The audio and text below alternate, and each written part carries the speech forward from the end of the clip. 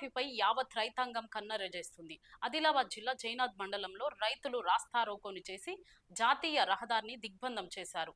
అటుగా వెళుతున్న బోధ్ ఎమ్మెల్యే అనిల్ యాదవ్ సైతం రైతులకు మద్దతుగా రాస్తారోకోలో పాలు పంచుకొని నిరసనలు చేశారు. కొన్ని గంటల పాటు కొనసాగిన ఈ ధర్నా కార్యక్రమం వందలాది సంఖ్యలో వాహనాలు నిలిచిపోయాయి. రైతు రుణమాఫీపై రైతులకు స్పష్టమైన హామీ ఇచ్చేంత వరకు నిరసన కార్యక్రమం చేపడతామని అన్నారు.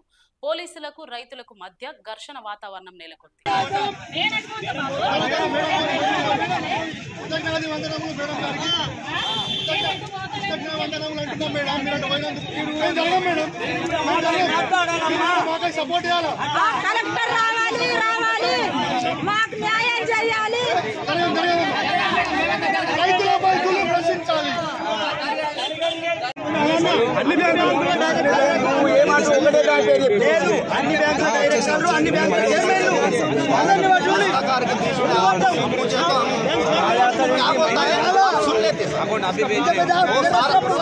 मैनेजर सारा आके हमारे सामने पूछे वो क्या बोलता है कि जब सुन लेते ना सब काश्तकार इनका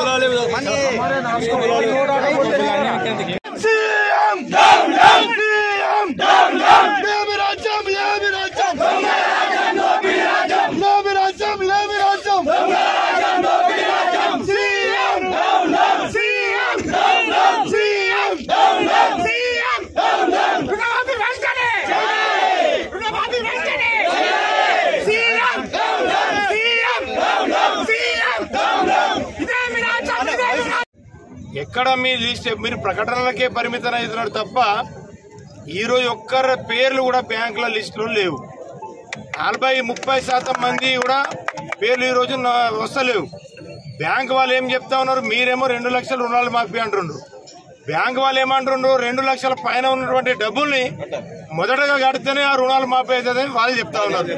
మీరేమో మాఫీ చేస్తారన్నమాట. మరి ఎవరి మాట నిజము ఎవరిది అబద్ధమో ఇవి తెలిసాల్సిన అవసరం ఉంది. ఖచ్చితంగా రైతులకు న్యాయం జరిగే వరకు ఖచ్చితంగా మేము పోరాడుతూనే ఉంటాం. ప్రజలకు న్యాయం జరగాలి. మీరు ఏదైతే వాగ్దానాలు చేశారో రైతులు ఖచ్చితంగా ఒకటే టర్మ్ లో ఒకటే విడతగా అందరినీ రుణాలు మాఫీ చేయాలి, రైతులను ఆదుకోవాలి.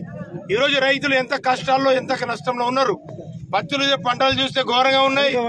వర్షిక వర్షాలు, ఈరోజు రైతు బంధు లేదు, రైతు భరోసా లేదు, రుణాలు మాఫీ లేదు. రైతులు ఎవరి విధంగా అంటే రైతులు కొట్టాడు పెట్టుతున్నటువంటి మొన్ననే నిన్ననే ఒక రైతు పురుగుల మందు తాగి బోతులు చనిపోయాడు.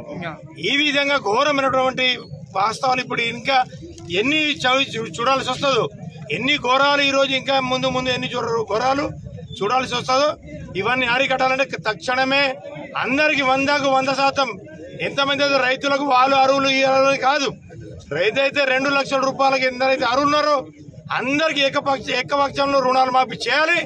అప్పుడే రైతులకు మీరు ఆదుకోవాలి. కానీ